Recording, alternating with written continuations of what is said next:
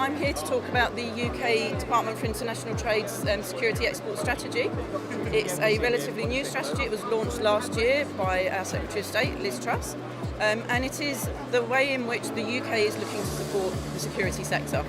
Now, when I say the security sector, that is a very broad and dynamic sector, including a wide range of specialist subsectors.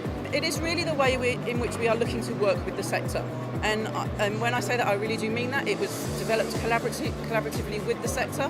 We worked very closely with the UK's trade associations under the umbrella of RISC, and they own the strategy as much as we do. And that includes the BSIA and the FIA, who are both here at Intersec today. Another key factor of the strategy is it is a cross-government strategy, so we are working really closely with the UK's Home Office about how they can identify innovative new technologies and bring those technologies through both for use in the domestic market at home but also in the international market. So there really is a firm handshake between us and the Home Office in how we deliver this. There are 4 key strands to the strategy. The first is about encouraging UK companies to export. As I said, it's a very diverse sector and it's very much populated by SMEs, small and medium enterprises. So we're really keen to understand what that community looks like and how we can help them. The second strand is about informing, so as much as we want to know them, we want them to know us. So getting out there and talking to them and explaining to them the services that DIT can provide.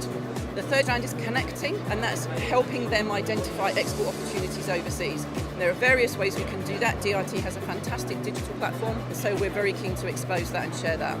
And finally, the fourth strand is finance. UK's export finance is a very key part of what we're trying to do, and that's really about making sure that no viable export fails through lack of funding. So it's a very inclusive strategy about getting our arms around the sector in the UK and working with the sector in the UK and across government.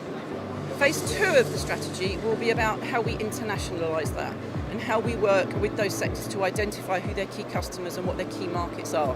I have no doubt in my mind that the Gulf will be a very important part of that work going forward. And part of what we're doing here this week at Intersec is working with the sector to understand what they can offer and how that fits in. There are companies here who offer solutions that are not just about safety and security, they're about making buildings more energy efficient. That's a really big step forward, and it's a really good thing to be thinking about a cross-sector approach. There are also companies here who are engaging collaboratively and bringing end-to-end solutions to companies, and that's a really interesting thing to develop further, how we can work with companies so we're presenting end-to-end solutions that customers can reach out easily and understand and not have to work through several layers of companies to get a complete solution.